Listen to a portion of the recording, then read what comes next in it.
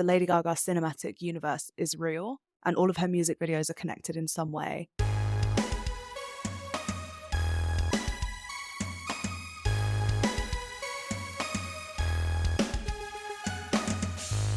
Hello, you are tuned into Starstruck with Big Pink Energy, who is me.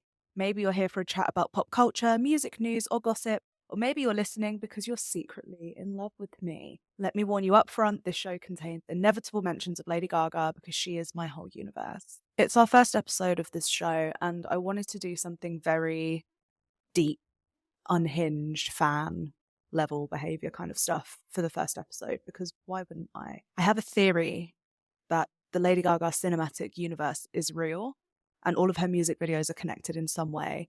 And I mapped it out. I watched every one of her music videos. I wrote notes, pages and pages of notes, like a crazy person, pieced it all together, found a storyline, put it in chronological order, shit on it, eat it, vomit it, whatever. Like, I don't know how. I think some of you are going to watch this and think this is so far-fetched and crazy. And then some of you are going to watch this and be like, wow, Lady Gaga's mind is insane. Because if there is even a smallest bit of truth to anything I'm saying in this video, I think what we can all agree on, at least, is that Gaga's very intentional with things she uses as motifs, very intentional with her visuals, very intentional with the artistry at all times. So I think even if some of the stuff I'm saying in this episode is a bit far-fetched for you to kind of believe, take everything with a pinch of salt, because I'm not in Gaga's mind. I'm just somebody, watching and absorbing and making theories. I think there's something really cool what I'm going to talk about today. The Lady Gaga Cinematic Universe, aka the LGCU, is real. It's real. I'm telling you. As I say, I put all of the music videos in chronological order, and I think Gaga's story begins with Born This Way. I think there's several endings because there's several storylines in the LGCU. There's different characters, there's different people. Before I get into the order that I think everything happens in properly, let's talk about a few recurring motifs in Gaga's music videos, because if you start watching out for these, you will see that she plays with these things quite a lot. So the first being reality and fantasy, which I've spoken about being a recurring theme of all of Gaga's work, whether something is rooted in fantasy or really in reality. And I think there's a push and a pull between both. There's times where, reality is kind of all the way in the back, and then fantasy is totally in the driver's seat. And then there's some times where it's the opposite. And then there's times where it's a blend of both. Like the Marry the Night video, for example, is her retelling something that actually happened to her, but she has tweaked it. She's filled the ugly parts of the painting with beauty in her mind. So something to note, I guess, on this story is, even if we are taking everything we see as like the truth, take even that with a pinch of salt, because the narrator is Lady Gaga, who admittedly herself has said she likes to retell things with elements of fantasy so she can remember it how she wants to. So that's one thing. Another thing, I think there's a push and pull between good and evil. I'll talk about that a lot later on, but I think we now have this new character that we've titled the Mistress of Mayhem, who I'm theorizing has always been there all along from day one. It's just now we have a name for her and we know a little bit more about how she operates. There's definitely a push and pull between good and evil in all of Gaga's videos. You'll see there's a lot of characters dressed in all black or all red, like the Disease and Abracadabra videos. And then you're going to see there's a lot of characters dressed completely in white, again, like the Abracadabra video. And I think this is good and evil at play here, like a mix of both. I also thought this would tie into like the Madonna whore complex that we see a lot in pop culture, well, in just art in general. The saint, the good person, pure, virginal, good-hearted, hopeful, optimistic. These kind of characters represented in all white, and then evil characters represented with like dangerous colors like black, red, claw-like nails, and things like that. I think there's definite characters in Gaga's videos where she's leaned all the way into that kind of like Madonna, and I mean that as in the saintly version, not as in Queen of Pop Madonna. She's leaned all the way into that in some videos, and then she's leaned all the way into kind of the evil, the devilish, the she-devil character in other videos. There's definitely a mix of both. So yeah, I think look out for that as well as we go along. The third thing I've noticed there's a push and pull between are two locations, New York City and Los Angeles / Hollywood / California, I guess. And I would say these two locations are very important because obviously one is where Gaga was made, in a sense. She was made in New York. She was literally born in New York and she became Lady Gaga in New York. She became famous between New York and Hollywood because she was living that life as if she was famous already in New York. But it wasn't until she kind of came over to LA and started really immersing herself in the entertainment world, playing clubs worldwide and doing shows and taking whatever opportunities she could. I think Los Angeles is kind of where her star power became real. It's almost like she was a star in New York within her world, and then she was a star on a worldwide stage once she hit Los Angeles a little bit. So I think you'll see that a little bit too in the music videos. I found it helpful when I was analyzing all of the videos to write down which location they were set in, because some of them are very clearly set in New York. Like think of the Edge of Glory video or the Marry the Night video. They are fantasy versions of New York City is where those music videos are set. But then think of the GY video as like very California. Obviously Hearst Castle, she wasn't hiding about where that video was shot, but then she also goes to like the executive music bid head honchos offices, and I think those are in LA as well. Or even like more obviously the Million Reasons video, she's out in the desert in California and then they bring her back. They bring her home and she's performing again. That is a very obvious, real reality version of Los Angeles in Gaga's videography. So as I say, there's definitely a mix of both, a push and a pull between all of those things. Something else I've seen Gaga play with a little bit in the videos, and I think this ties into the element of fantasy or performance rather than having a real moment, is the use of French. She will put some dialogue sometimes in French, such as in Paparazzi in the beginning. I don't know if you guys remember, she did a promotional video for The Fame called The Fame Part 1. She's speaking in French entirely in that short film. There's another one, the Marry the Night video, where she has her meltdown and she's on the phone with her manager and he's telling her that she's been dropped from the record label. She's speaking in French, or there's French subtitles, I should say. It's something I think that she does to kind of denote that everything is a performance, even in very real moments where, you know, it's so personal, she's having a meltdown or she's having an intimate moment with her boyfriend.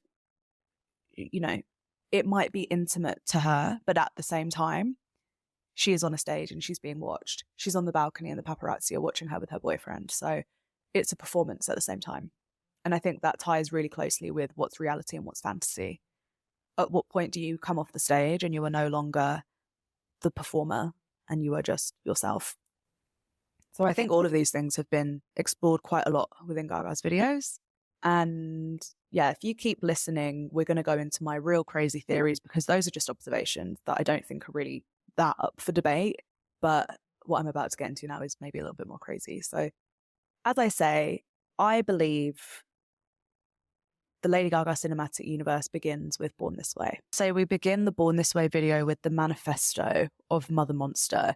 And she tells us that the Eternal Mother began an infinite birth on GOAT, which is a government-owned alien territory in space, for those of you who remember. But even though she created this incredible, amazing birth of a new race with no hatred, just love, no prejudice, she herself split into two. So she was then the good and the evil at the same time. I think the evil birth that happened here was the birth of the Mistress of Mayhem. Because you see, she's this good character, but then she becomes evil to protect the good in the world, is what she tells us. So those are the origins of everything in the Gaga universe, I believe. We've got infinite Gagas being born. We've got the evil Gaga being born. And she's, you know, looking over the army of dancers in the video holding a gun. We have everything here. She talks about the mitosis of the future. I think there's infinite Gagas being born. I thought it was interesting that, I don't know, some of you might remember a long time ago, I talked about the disease video and my theory of the Mistress of Mayhem splitting Gaga in two over and over and over again. I guess if you theorize that the Eternal Mother is giving birth to infinite Gagas, you've also got the Mistress of Mayhem, who is her evil clone, splitting Gaga in two over and over again. I think that theory makes sense.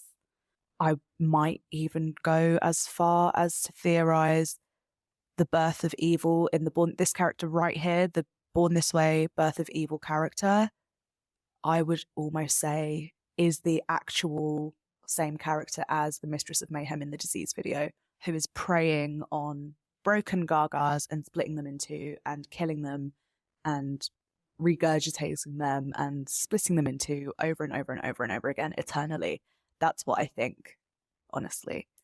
In the opening scenes of the Born This Way video, you have this Gaga character who is good and pure, and she's being uplifted by gays and community. And I think this is also a recurring theme where the gay community is almost like a catalyst for Gaga getting where she needs to go, because their support, their love for her, it gets her through.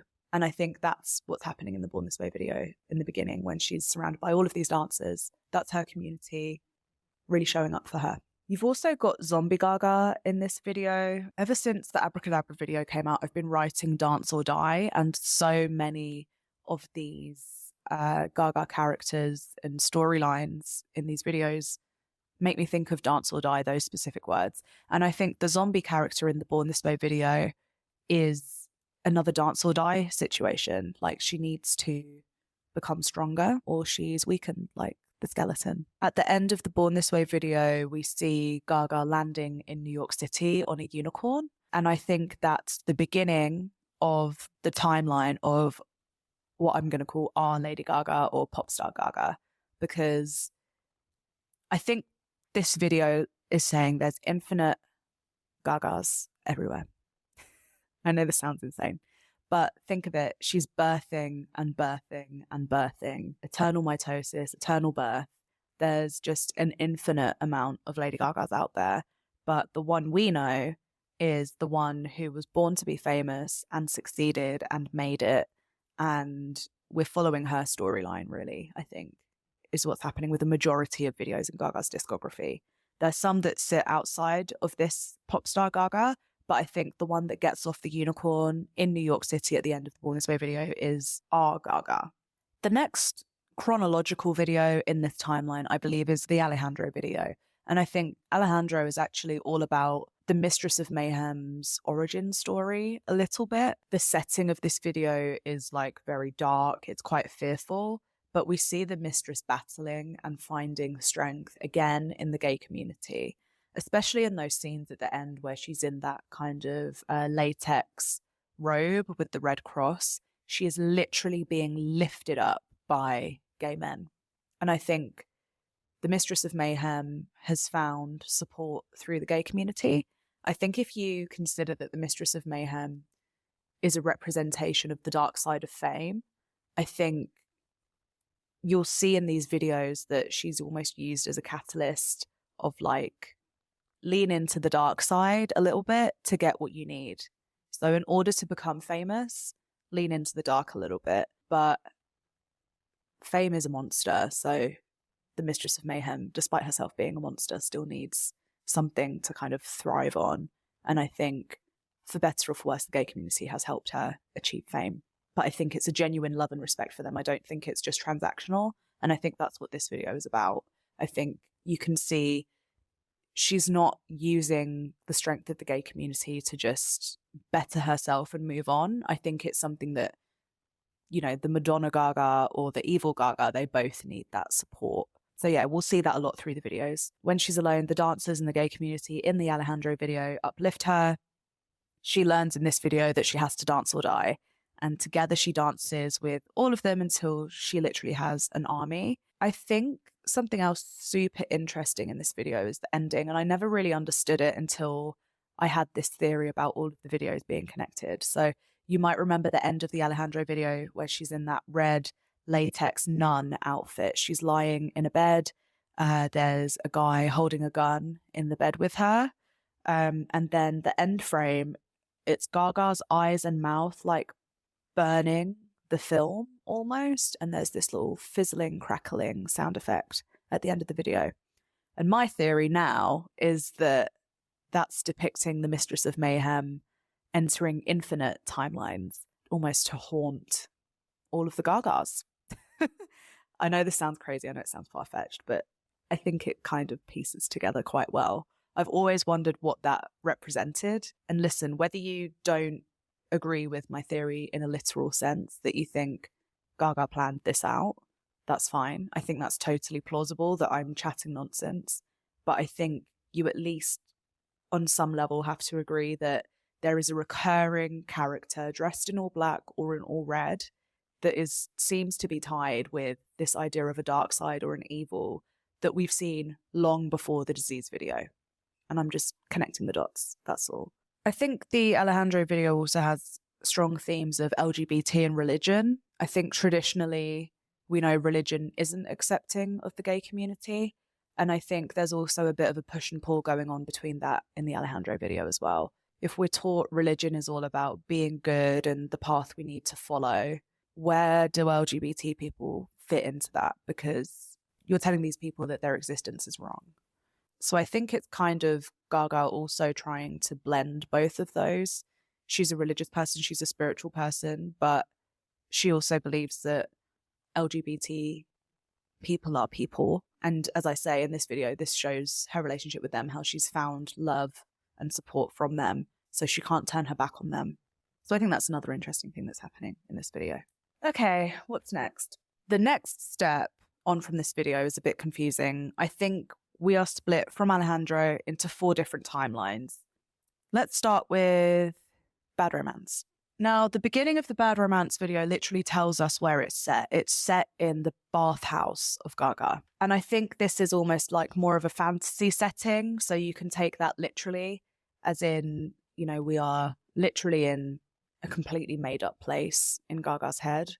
Or you can take it as this is just an alternative reality or an alternative world somewhere. I choose to believe that this is just a separate timeline and almost like a side story of the Gaga LGCU, the Bad Romance video. However, some things are consistent. You have a Mistress of Mayhem in this video, and it's the character in all black with the black crown on looking in the mirror.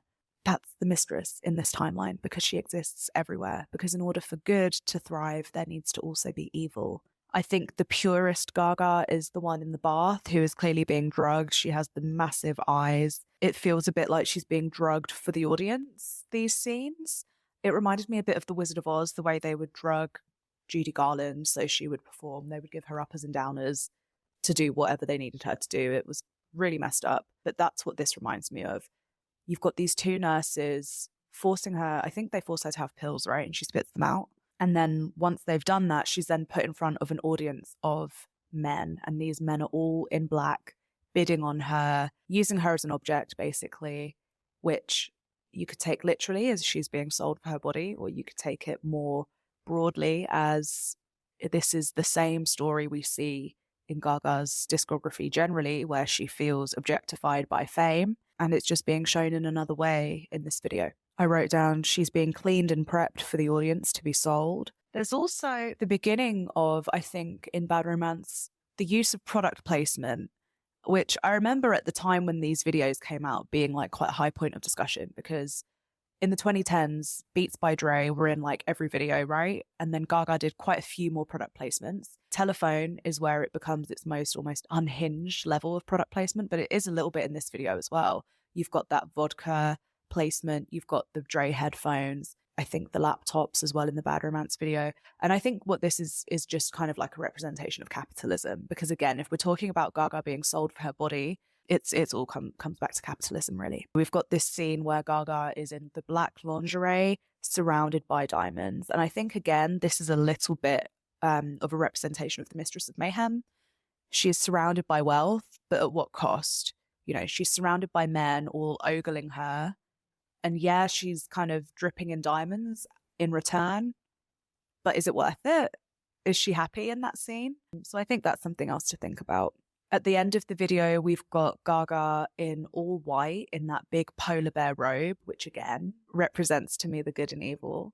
She's almost being sacrificed. like a lamb to slaughter to this man dressed in all black. She's preparing to give her body to fame. So he's there, he's bought her, he's paid for her, and now he expects her to do whatever he wants. But she's not about that. So what she does is set him on fire and sets herself free by doing that. And I think this last dance scene where she's all in red, again, is dance or die. I think, again, it's the use of this power she has. Can she lean into the bad, the dark side of herself for her own benefit and still stay true to who she is? That's kind of how I feel about this video. So I think, as I say, Bad Romance is almost like a side story. The bathhouse of Gaga is like a existing place in the LGCU.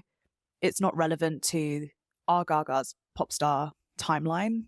It's just like a bonus story, but still follows the same narrative as everything else that happens within the LGCU, which is battling between good and evil, leaning into the dark side of yourself, reality and fantasy, what is purity, all of that stuff. There's another video that I think happens in a separate timeline to just kind of represent good and evil and give more of a backstory to the LGCU, and that's Judas, in my opinion. The Judas video is very interesting. I think if you go by my theory, the purpose of the Judas video is just to show that this story between good and evil, there's always going to be temptation to lean into that dark side, and that will be ever present. I think that's what the Judas video kind of represents. Again, you've got a lady in red in the beginning in the dance scene.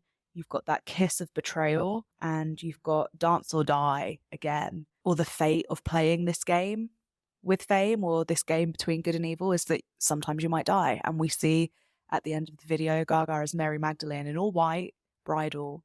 She dies. She's stoned to death. So I guess it's that kind of like, once you're in the game, you have to play the game or you don't survive. For what it's worth, I think this video is set in LA, but back in time. Again, it's almost like a prequel for our pop star Gaga's timeline. It's just that extra context. Let's jump to our actual Gaga's timeline now. So I think there's two splits that happen within the pop star Gaga timeline, and there's one where she becomes famous and one where she doesn't. And I think there's a choice between love and fame, because for a long time it seems like Gaga felt like she couldn't have both. Obviously we know now she can, but I do think that's something that she went through. And I think this can kind of be represented by the Nothing Else I Can Say video and the Beautiful Dirty Rich video. So in AA, we have her clearly in New York, and I think this is the timeline where she pursues love. Even though she's happy, she's surrounded by love in this music video. She's like surrounded by her community in New York. She still has those dreams of being a star. And I think that's represented by the character, again, dressed in all white on the Vespa in the music video. Because even though she's happy, she longs for that star power. She longs to be in the spotlight. And I think that's what that look kind of represents. Oh, she also wears pink heels in this video. And it's that same shade of pink that she has in the Disease video, which people thought was a callback to her Lollapalooza Stephanie Germanotta trying to make her famous days. And I don't know if that was intentional, that shade of pink on her shoes, but it really made me think of that. I also thought the yellow outfit in this video was almost a bit like subliminally chasing that sunshine in California, dreaming of the spotlight, the sunshine, California heat, and the fame. The other split is the Beautiful Dirty Rich video. And I think if we're thinking of this as following on, the order would be, just to reiterate, starts at Born This Way, then we go into Alejandro to see the Mistress of Mayhem origins, and then we see our pop star Gaga, who landed in New York on the Unicorn, become famous, and step one is the Beautiful Dirty Rich video right here. You've got these dark characters, you've got the lady in red, you've got someone in all black, surrounded by dollar bills everywhere, and then you have Gaga dressed as a French mime, a performer, and she's willing to almost like twist and move herself in the way that she needs to chase this dream of becoming famous. At the surface, this music video is just, you know, a fairly simple, low-budget way, I guess, for Gaga to create a really cool, artistic, creative vision for her song. But I definitely think she was influenced by this idea of like a dark character surrounded by money and being seduced by fame, seduced by wealth. She's not famous yet in this video, but she visualizes what her life would be like. She becomes the lady in red and dances with the mistress's minions. So I guess this video is just saying she made her choice to become famous. The next step in the timeline is the Love Game video. In the beginning, we see her with two dancers, and one has the word love shaved into their hair, and the other one has the word fame. And this is literally what we just talked about, the AA, Nothing Else I Can Say music video versus the Beautiful Dirty Rich video. She has a choice to make. She can be seduced by fame, or she can choose to have love, community, and stay in New York. And the Love Game video, I think, is her choosing to become famous, pursuing that, and making her journey towards Los Angeles. Take this with a pinch of salt again. We also see her transform from light to dark. You'll notice in the beginning, she's in this white outfit coming down the stairs and then enters the subway. And then while she's on the train, she spins around and suddenly she's dressed in all black. It's like she's made her decision and she's willing to do whatever it takes to become famous. There's also two dogs watching her at the start of the journey. There is this recurring motif as well that I didn't talk about earlier of her being with like two other figures, whether it's two dancers, these two dogs that show up in the videos a lot. There's always, well, even Love and Fame, it's like her in the middle of Love and Fame. There's always like these two forces that she's kind of like picking between, or these two background characters there kind of watching over her. I think in this video, the two dogs is representing the audience. You know, they're watching to see whether she's going to succeed or fail. They might be real people. They might be people made up in her mind. It might be a delusion, that kind of sense of inner fame before she actually achieves real fame. There's a lot they could represent, but yeah, I thought that was important to note. On the journey, the police try to stop Gaga, but as she's taken the dark path, she's able to seduce the police and make her way out of imprisonment, or so she thinks. The power of seduction is something she'll use to achieve fame as she seduces the world to become the most beloved pop star. Yeah, the police show up in a couple of Gaga's videos, and I guess it does kind of tie back to that military theme of the Alejandro video and like leaning into that kind of evil dark side a little bit. There's another video that I think documents this stage of the story of her kind of becoming famous and doing whatever she needs to get to where she needs to be, and that is the Marry the Night video. And this is going to tie these characters we've talked about together even more. The Marry the Night video is fascinating. There are layers to this one. I think if we're looking at just my theory of the music videos all connecting, then the Marry the Night video is just the portion of the Love Game video where she's on that subway train. She's making the journey from light to dark. She's making the journey from New York to Hollywood, where she'll become famous. That's what is happening in this music video, but this is almost just like a deep dive look at that one segment of her journey. And it's very, very important. There's so many levels to this. If we look outside of my theory for a minute, there's so much going on here that we could talk about. But this truly is her explicitly saying the reality and fantasy split is something she does intentionally in her work. She's dreaming and manifesting her fame as a beautiful ballerina. You know, the ballerinas are so poised and beautiful and almost like the best in class of a performer, right? To be a ballerina, you have to be so disciplined, so dedicated to your craft, so on point with everything. And I think that's why she chose the ballerina dream as the representation of her becoming famous, just being so hot on her craft, so dedicated that she has to make it. I think that's why she sees herself as a ballerina in this dream sequence. And then we also see her have a meltdown. And as I say, she even knows that her rock bottom moment is a performance. She's looking directly into the camera while she's having that meltdown. We have the French subtitles again. It's very chaotic. There's a lot happening. I also wrote down trauma through to fantasy. She needs fame to survive when she says, I'm going to be a star because I have nothing left to lose. The mattress on the floor when she's having her meltdown back at her apartment is red. I think once this kind of prelude in the Marry the Night video is over, the music begins. And I think this is her becoming the Mistress of Mayhem to get to where she needs to be. So in the Love Game video, it was just really quickly represented by that moment where she spins and she's wearing a white outfit and then suddenly she's wearing black. The Marry the Night video is just expanding on that and saying she went through all of this and then became the dark side, the mistress.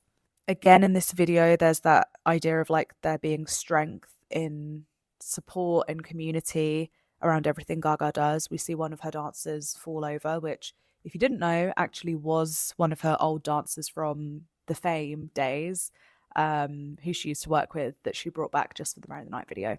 So it's quite full circle. But yeah, I think there is definitely, again, that sense of you can lean into the dark side, but you still need your community to help you survive. Most interestingly, in this music video is at the end when she finally does get signed and she gets into the car. She is wearing, again, a full black outfit, massive, massive black hat, black sunglasses. She is in all black and she has that massive oversized hat. Now, we know the Marry the Night video is, as Gaga says herself, a fantasy look at that period of her life. So she's not saying she literally became the Mistress of Mayhem and dressed up in this massive hat and this crazy outfit, but I definitely think that's a representation of her tapping into the dark side. And then, even more brilliantly, when I watched this back, I was like, I can't believe she put this in here. But like, we're seeing her blow the cars up in that black outfit with the short blonde hair that's all wet in the rain, and then she's in the black outfit and going over to Interscope to get signed in California. The address is California. And then at the end, we have the lady in red surrounded by flames watching over Gaga. Insane. So it's literally like saying she's tapped into the dark side with the cosign of the Mistress of Mayhem. The OG Mistress of Mayhem is watching her from hell or whatever universe she's in. She's rubbing her hands and saying, this is good. I approve. So that blew my mind when I saw that at the end of the Marry the Night video. I was like, oh my God, I can't believe that really is the Mistress. So we're saying both the Love Game video and the Marry the Night video are about Gaga's journey from New York to LA. And I think we then see her emerge in Los Angeles in the Poker Face video. She literally rises out of the water and makes her entrance. And I think these are like her first steps on Earth as Lady Gaga. She's been reborn in the waters of fantasy. The dogs are there watching over her again. Whether this is like her perceived audience or they're just there, they're part of her mind, who knows? But yeah, we then see her at a party, and when she's dressed in this all black outfit, we see her win the poker game. And again, I think this is her seducing the party into becoming her fans and followers. She's seducing the crowd and she wins, she succeeds. We also then see at the end of the Poker Face video, she's lying on the bed in that all white outfit again. She's like really brightly lit. And I guess that's just kind of, again, a representation of the push and pull of good and evil. She's won over the crowd. She's won the poker game. They love her now. They're now her followers, her fans, whatever you want to call it. But at what cost? Because she kind of had to go to the dark side to get that to happen. And I think it's kind of showing that's going to catch up with her at some point.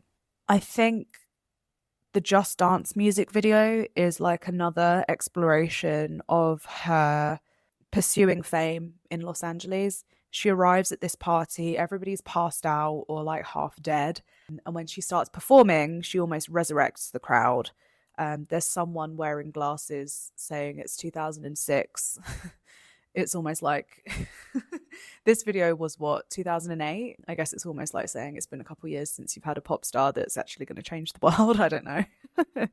But in the Just Dance video, there's a moving spotlight following her wherever she's performing. I think that may be like a representation of her like looking for the crowd, looking for the audience, or whether it's just there in her mind and she needs to keep going until her fantasy becomes reality.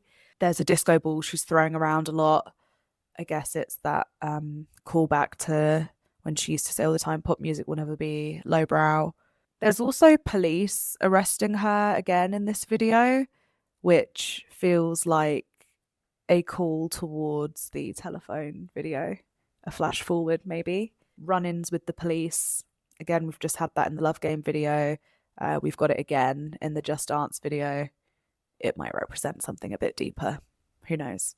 That's about as far as I got into that theory. Next in the timeline is the paparazzi video. And I think this is just one of the timelines. Keep in mind, I think the timeline splits here at Just Dance. There's one timeline which we get to, and it's the paparazzi video. This is the first glimpse that this Gaga gets of the dark side of fame.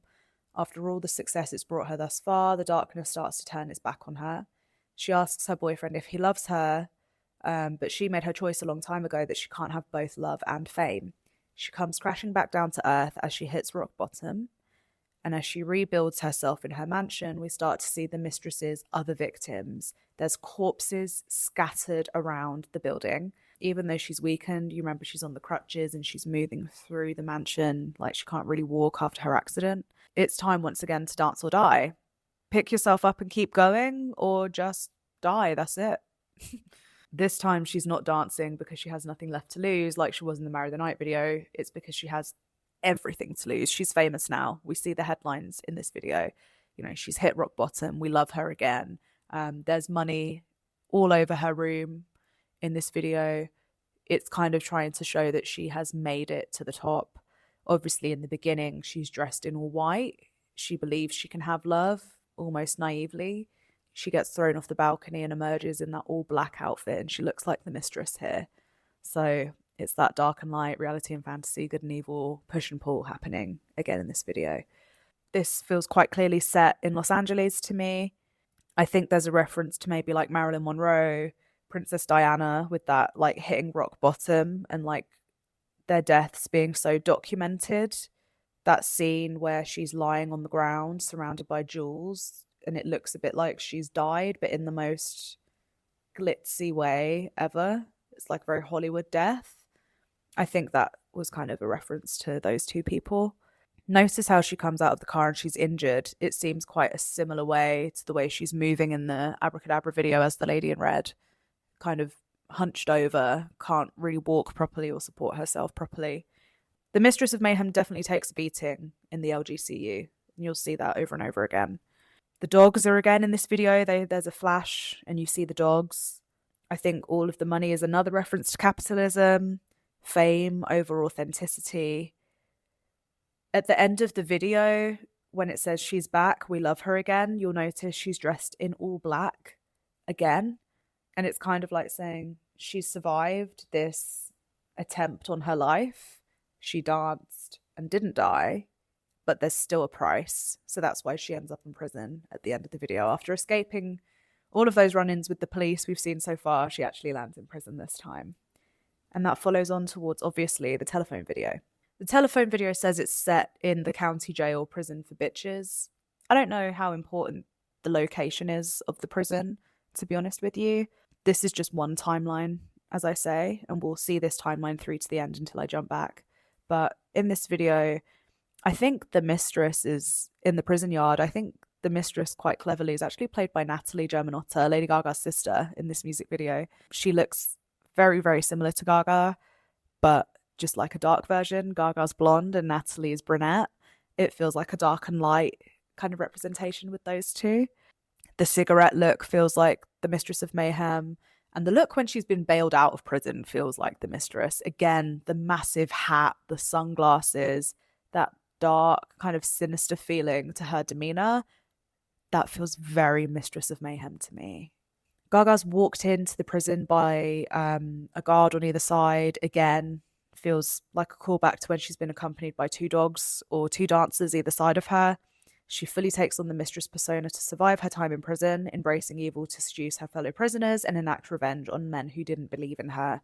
Embracing evil comes in the form of fully exploring capitalism, with the entire video being littered with various product placement and brand deals.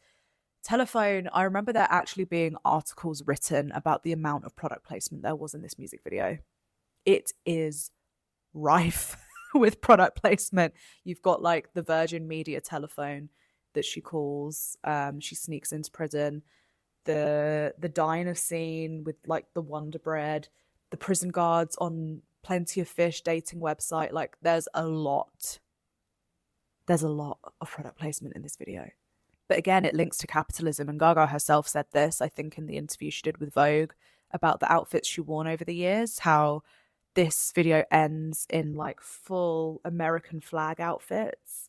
It's a commentary on America and the American dream. At the end of the video, there's police sirens. Gaga and Beyonce flee the scene and they promise to never come back. And they still haven't.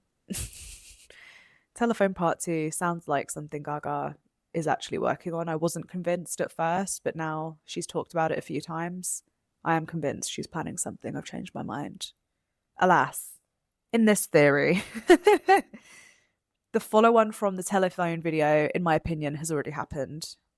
And it's the You and I video. The You and I video opens with what I believe is the Mistress of Mayhem walking through Nebraska, searching for more victims.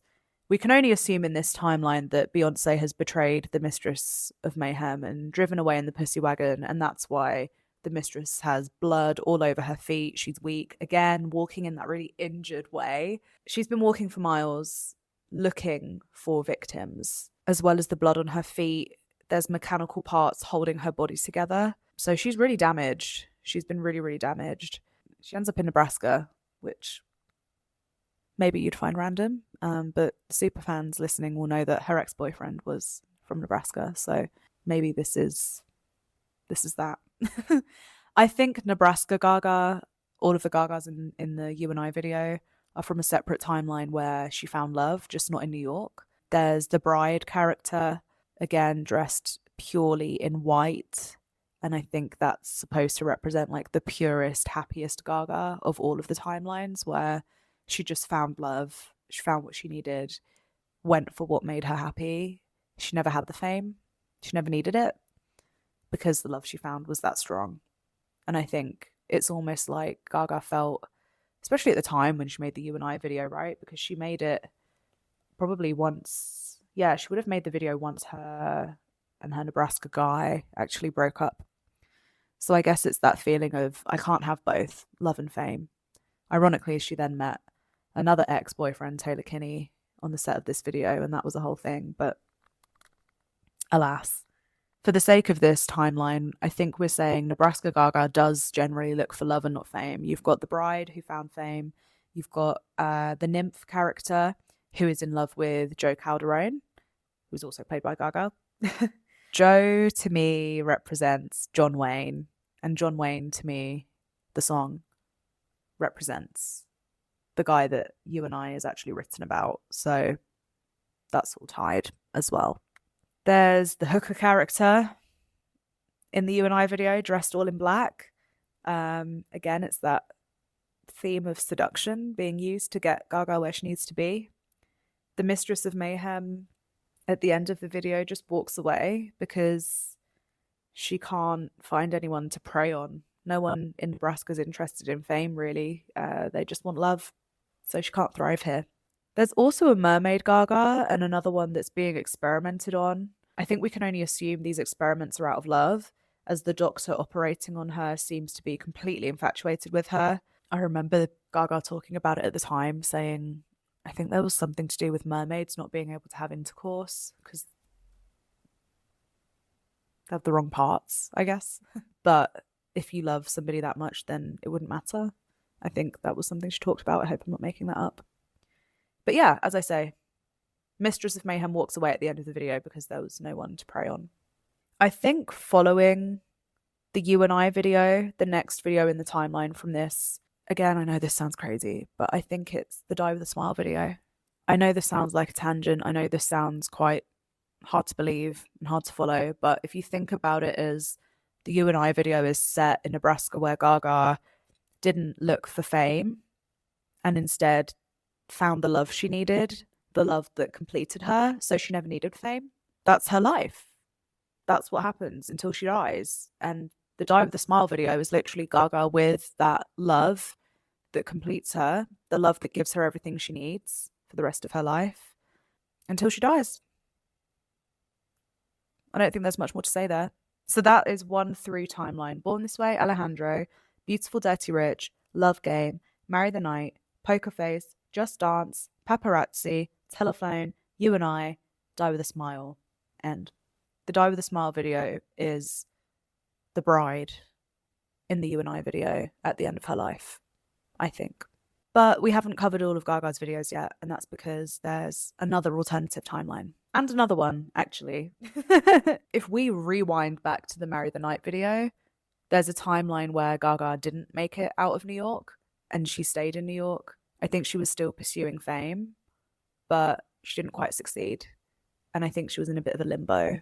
There's a connection I made here that might blow your mind. The Edge of Glory video is set in like a fantasy New York setting. There's like smoke and lights everywhere. It's completely empty apart from Gaga and Clarence Clemens playing the saxophone. This is the timeline where instead of her going to find Interscope in California at the end of the Marry the Night video, she just doesn't leave New York. And while she may or may not have been happier in this timeline, it's not without its struggles. We see in the Edge of Glory video another dance or die situation, possibly following her breakdown in the Marry the Night video. Instead of returning to reality and her life in New York City, this is crazy. At the end of this video, did you notice she goes inside the building towards a pink light?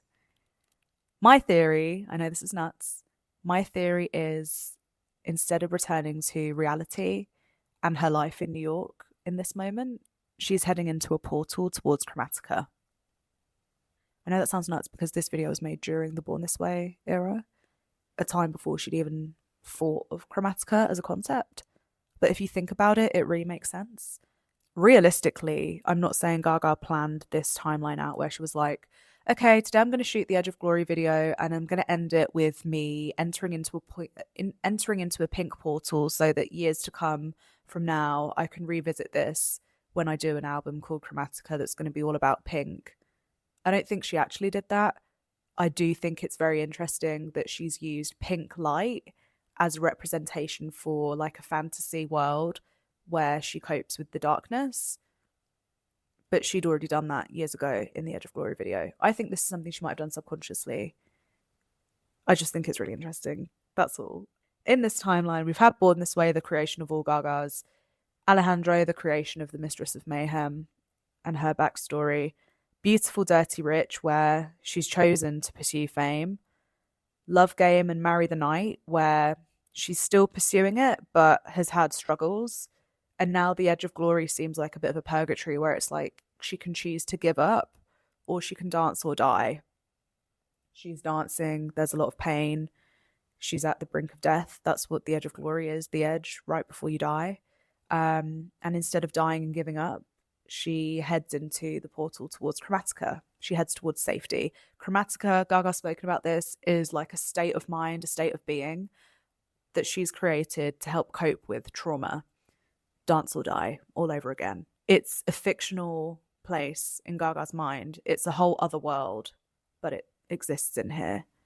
And that's where she's headed to. New York. Life in New York has been tough on her. It's beaten her down. It's broken her. We saw that in the Marry the Night video in the meltdown. But she wants to keep going. She wants to survive. She just doesn't know where to go. So Chromatica it is. We're heading to Chromatica. Get in.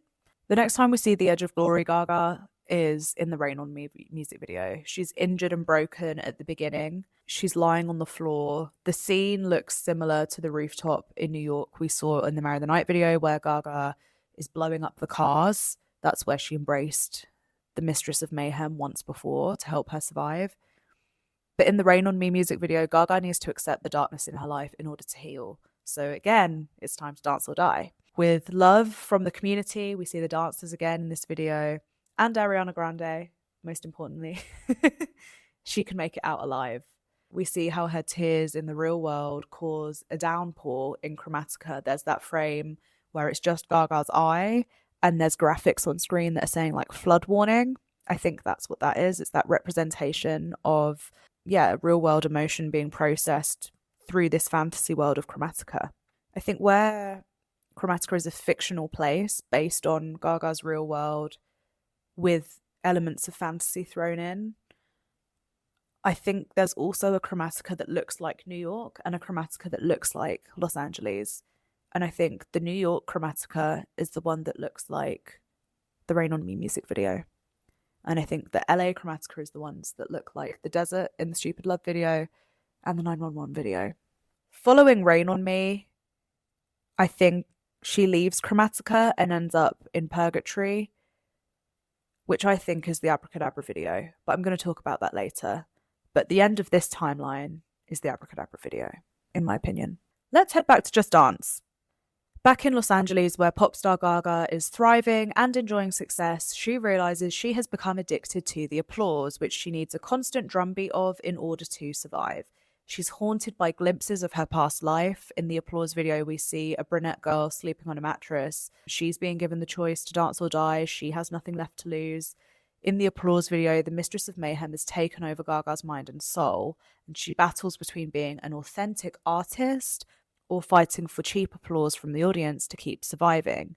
We see how the applause has helped Gaga overcome an injury in her hip, where once she was broken, she now walks with power engulfed in purple light. In this video, we actually see the successor is the goddess of love, showing that as long as you have love and authenticity in your art, that's the righteous path to take. The goddess of love is inspired by Botticelli's Venus. The mistress barely makes it out of the applause video alive. We see her as a fallen angel, and then we also see that in the GUI video, which is next in this timeline.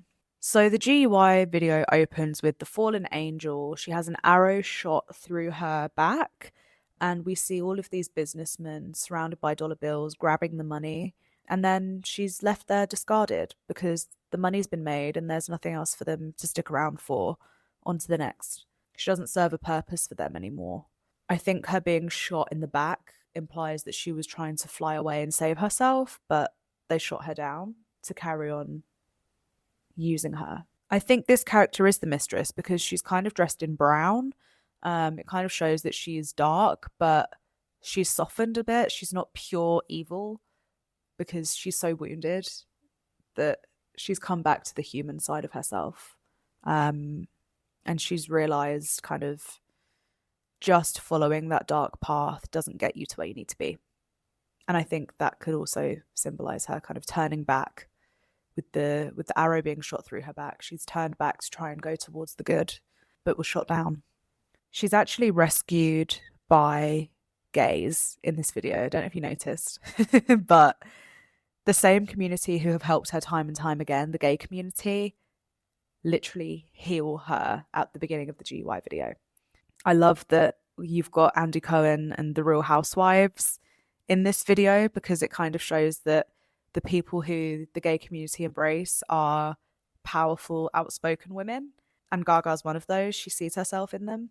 The gay community always embraces powerful women who other people might find obnoxious, for the lack of a better word. But yeah, in this video, Andy Cohen himself is helping to empower Gaga, so she heals and re-energizes and comes back. In the castle, we see Gaga toying with becoming the mistress again. There's the lady in red in the bedroom, where Gaga just looks fucking sensational, I have to say. Or there's also like Gaga dressed in all black, almost a bit like Black Swan makeup, in the pool. And I think this is Gaga like working on her star power. She's also dressed in gold, almost like, again, that like really powerful goddess-like character.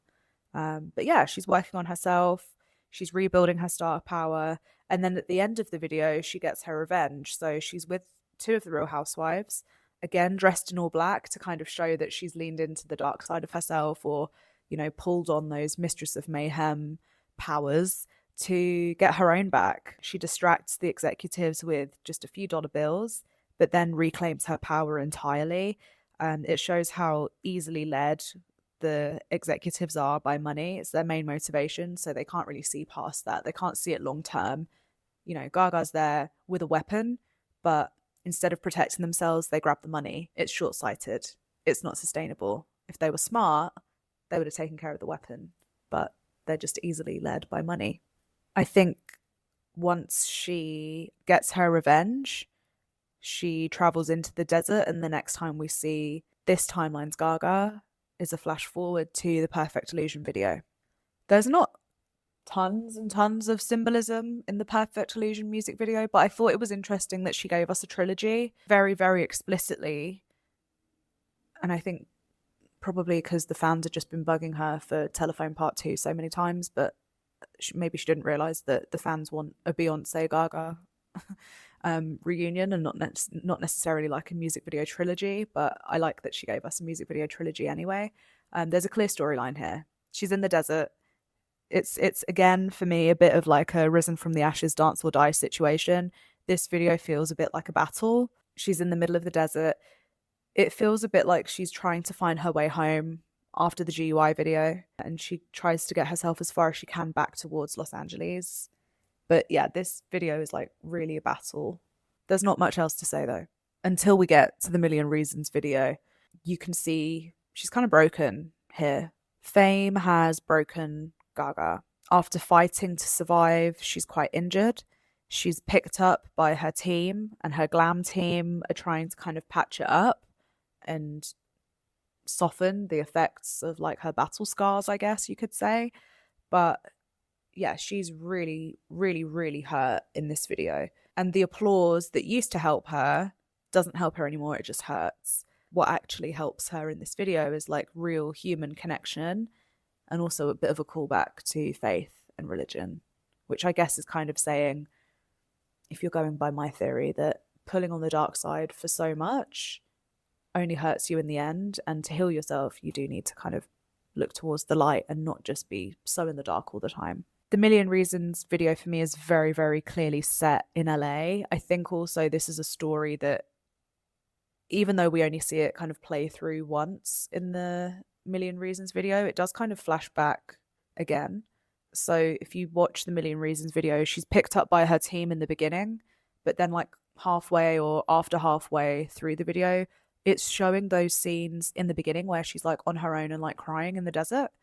I think that's kind of representing that this is a thing that happens over and over again, battling for her life, being beaten down and having to be picked up and brought back, having to perform in front of an audience after being at your lowest point because everyone's expecting that of you. That's her job, to perform, to be a performer. So it doesn't matter if she's just had a meltdown in the desert. It doesn't matter. She has to perform. That's who she is. It's her job. It's the life she chose. I think that's what the Million Reasons video is all about. But it does continue on through to John Wayne video, which I think LA seems like, I think Million Reasons, the video seems quite set in a reality version of LA. And then the John Wayne video seems a bit set in that like fantasy version of LA, which makes sense with my timeline. The Million Reasons video ends with like a really seamless transition into the world of John Wayne. Again, I think this is like fantasy. The Mistress character is in the John Wayne video. She's in all black on the bike. And I think it's kind of showing that in Gaga's low point in the Million Reasons music video, she is tempted by danger. The Mistress tries to seduce Gaga with her favorite tricks: drink, drugs, and men who aren't good for her. The John Wayne video is a documentation of the different paths in front of Gaga, where self-destruction can even lead to her own death. There are two outcomes here: one where Gaga gets up and walks away, and the other where the substance abuse leads her towards the pink lights of Chromatica, again just like heading deeper and deeper into fantasy because reality is too difficult to deal with. Again, you'll see in the John Wayne video a lot of pink light, and I think those like pink neon is Gaga's way of representing fantasy throughout her career. So I think The Edge of Glory is one music video where we see her go through a portal into Chromatica, and the other time we see her do that is the John Wayne music video. That's what I think.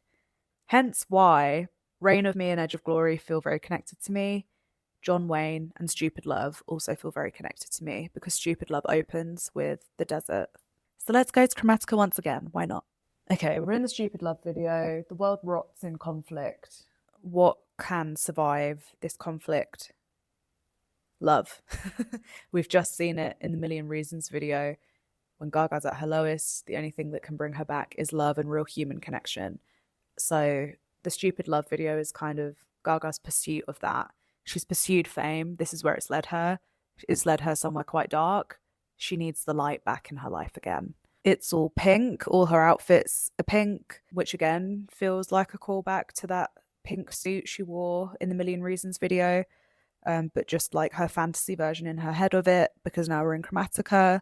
The lyrics, "Gotta quit this crying," feels like a callback to where she was in the music video for A Million Reasons. You'll also notice that when Gaga's in the pink outfits here, she's dancing with the Black Tribe. The Black Tribe could be that representation of like those minions of the Mistress of Mayhem. But she's uniting everybody. All I ever wanted was love. The lyric, I kind of saw that as a synergy with applause. Her addiction to applause is what led her down that dark path, but it wasn't applause she needed all along. It was actually real human connection. It was love. I think the end of the Stupid Love video also leads us back to Abracadabra. The way I see it is Gaga starts off somewhere in reality, goes through trauma, goes to Chromatica to escape reality and just immerses herself in fantasy, but it's a journey back to reality again. It's not just an instant transition. And that's what the Abracadabra video is. So in my mind, at the end of Rain on Me, she's danced in Chromatica and ends up in a kind of purgatory trying to find her way back to reality again.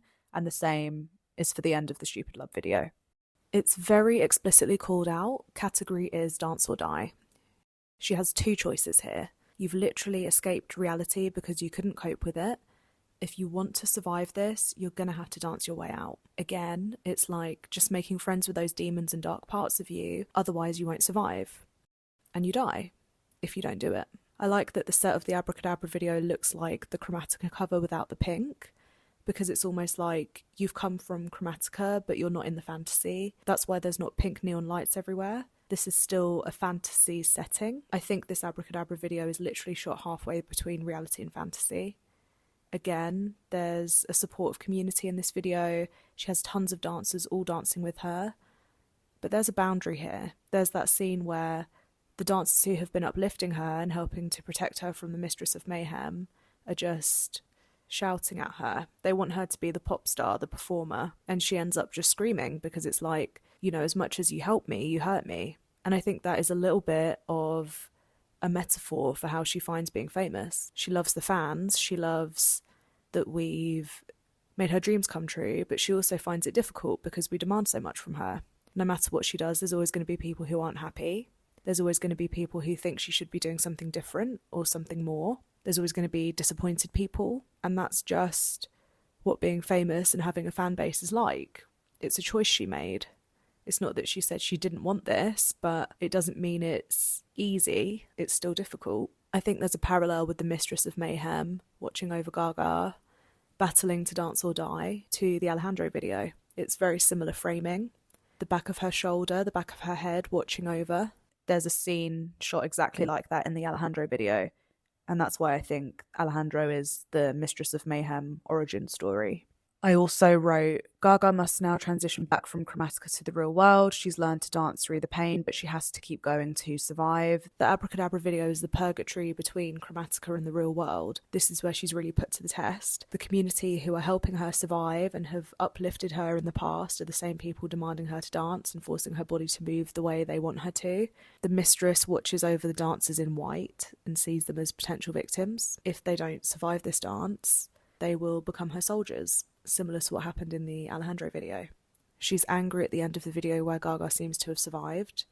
I do think there's one other timeline in Chromatica where Gaga doesn't make it out alive and doesn't make it to this Abracadabra purgatory, and that's the 911 video. 911 is another video that just has so many layers to it and so much to discuss. But here's what I wrote.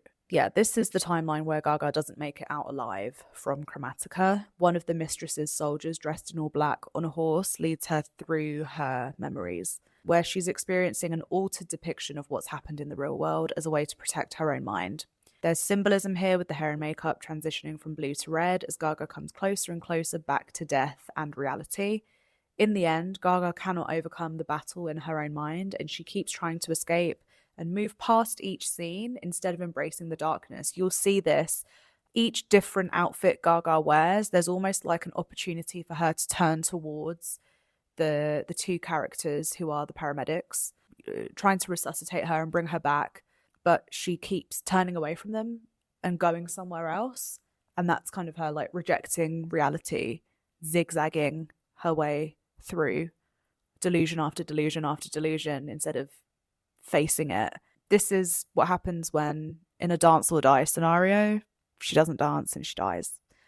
I don't know if you guys remember that there is an alternate cut of the 911 video where they do have Gaga flatlining at the end. So I do believe the 911 video is the timeline where she just doesn't make it. And I think the disease video is hell. The disease video is the final video I've prepped to talk about, because I think it's the end of this timeline. We've just had 911, where Gaga is like so tormented by her memories and can't escape it. And that's kind of what's happening in the Disease video over and over and over again. The Disease video seems to be where Gaga heads to in the afterlife, where the mitosis of the future described in the Born This Way video is taking place infinitely, but in hell. The OG Mistress of Mayhem hunts the different Gagas to kill them and split them in two over and over and over again. She's always there, always watching, waiting for the right time to pounce. The Gagas fight each other instead of learning to embrace the darkness. There's Gagas here from every era because there's infinite timelines. And in some of those, along the years, there's times where she didn't marry the dark and she gave up. The only hope of escaping hell and the mistress is to stop running and accept the darkness. And that for me is shown quite explicitly in this video. I think it does feel like a halfway between reality and fantasy setting here. It's not full fantasy, it's not Chromatica. There's something off in this video, the way all the houses and the cars are identical. Gaga's being hunted in this video by the Mistress of Mayhem. I think My Biggest Enemy Is Me, that we heard her say in the 911 video, makes sense with Disease being the follow-on because she's literally battling herself. There's also the pink nails and the dark hair, which I mentioned earlier being a bit of a callback to pre-famous Gaga. As she's being split in two, she has more enemies and more voices in her head, but it's just happening over and over and over again. Gaga confirmed in an interview that Disease is about someone who is no longer alive, or somebody who didn't survive in the Abracadabra video, which again makes sense with my theory, this being the follow-on from 911 where Gaga didn't survive. She also said the mistress is the dark side, the Mistress of Mayhem is somebody who dresses for her own enjoyment, even if it's scary, and the Mistress of Mayhem is a bad bitch, which again, I think makes sense with everything we've talked about today. Something else interesting that she said in that interview is that her original visions for the Bad Romance video, she brought those to life in Abracadabra, which I think is quite interesting because, again, the Bad Romance video had that battle between the good and evil that we saw in Abracadabra. It's like there's a story being told over and over again with Gaga's videos and music of that choice between good and evil, fame and not being famous, home and Hollywood, applause and real genuine, authentic connection with people. There's a push and pull, there's a battle happening, there's a tension and a friction in all of these stories. I think all of the timelines are just going through different endings of who wins those battles. I know this exploration of Gaga's videos has been quite long, quite long-winded, a bit of a tangent. I'm not sure everyone in my comments is going to agree with all of my theories, but that's absolutely fine. I just thought it was an interesting way to look at how things connect. But yeah, thank you for indulging me. I think it's incredible, if there is any truth to any of my theories today, that something that Gaga made in 2008 can mirror something she's made in 2025. Like, that's insane. I love that she uses this symbolism. As I said earlier, like, even if we don't necessarily believe my map of the timeline is correct, I think we have to agree that, like, there's certain symbols and motifs that she keeps returning to. A pink neon light for fantasy, a woman dressed all in red or all in black as like a dark side or an evil that's present even in happy moments, like the You and I video. This idea of Hollywood or being at home in New York. This idea of being very much in a real, actual moment, or being somewhere completely made up, or being halfway between those. Gaga has a fascinating mind, and yeah, I had a lot of fun watching everything back and seeing where everything fit in the puzzle. But let me know your theories. I always love reading comments and seeing what people think of the things I've said. To reiterate the timelines I think we see in Gaga's videos, I think everything starts at Born This Way. We then go into the Mistress of Mayhem's origins with Alejandro. In an alternate universe, there is the Bad Romance video happening in the bathhouse of Gaga. In deep history, there is a story between good and evil being tempted by the darkness in Judas. There's a timeline where our New York Gaga found love and was content with that in the Nothing Else I Can Say music video. But there's a timeline where she was seduced by fame and the darkness, and that's the Beautiful Dirty Rich video, and that's where the majority of Gaga's videos follow on from. In Love Game and Marry the Night, we see her pursue fame. There's one timeline where Gaga makes it to LA, and there's one where she doesn't. She stays in New York after her meltdown, and that's the Edge of Glory music video, which then takes her through to Chromatica, Rain on Me, and then she comes back and makes her way back to reality in the Abracadabra video. The timeline where she does make it to LA, she arrives in the Poker Face video. She does what she can to get famous in Just Dance. There's a timeline where she makes it big, but is challenged in the Paparazzi video. She gets her revenge, kills her boyfriend, goes to prison in the Telephone video, breaks out, and is then seeking more evil to consume in the You and I video, but fails. And then the characters in the You and I video live together happily ever after until they die in the Die With a Smile video. There's also a Gaga from Just Dance who became addicted to that applause that she got from performing at that party and having everybody's attention and the spotlight. In the Applause video, she battles to keep pursuing fame, keeping that feeling going. In the Applause video, after kind of doing that for so long, she's broken. And in the GUI video, she's a fallen angel needing to be rescued by community and the LGBT support. She keeps battling, she makes it out, she rebuilds. In the Perfect Illusion video, she's still battling. In the Million Reasons video, she is brought back to do her job. She's kind of miserable and she's at a crossroads here. She's tempted by the darkness in the John Wayne video, and there's two endings. There's one where she kind of goes to Chromatica to escape reality and finds love is the way to survive, makes her way back to Chromatica Purgatory, which I think is the Abracadabra video. And then there's one timeline where she just can't make it out, and she falls deeper and deeper into the darkness in the 911 video and eventually dies and ends up in an eternal hellish afterlife in the Disease video. That's my theory. Anyway, let me wrap this up because this has been a long episode, but I hope you've enjoyed this. This is the first episode of Starstruck. I'm going to be doing more deep dives and things like this more often, sometimes with guests, sometimes we'll talk about more relevant pop culture news and stuff, but sometimes we're just going to be looking back and analysing, and I think either one is fun. Let me know in the comments the kind of things you want me to do and talk about. It doesn't have to be Gaga. It probably will end up with me referring to Gaga at some point, though, because I'm obsessed with her. But yeah, I'm going to do one more episode of the Countdown to LG7 podcast as well, just to round it off. Once I've had a bit more time to spend with the album and analysing it and my thoughts and feelings on it and everything. I've already done my initial reaction video, which if you haven't seen, you should check that out. But yeah, thank you so much for the support as always. I hope you like this new format and this new show. And thank you for all your support and love, for empowering me to feel like I can do something like this.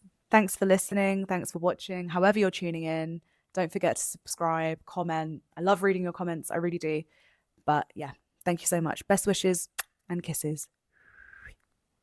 Bye-bye.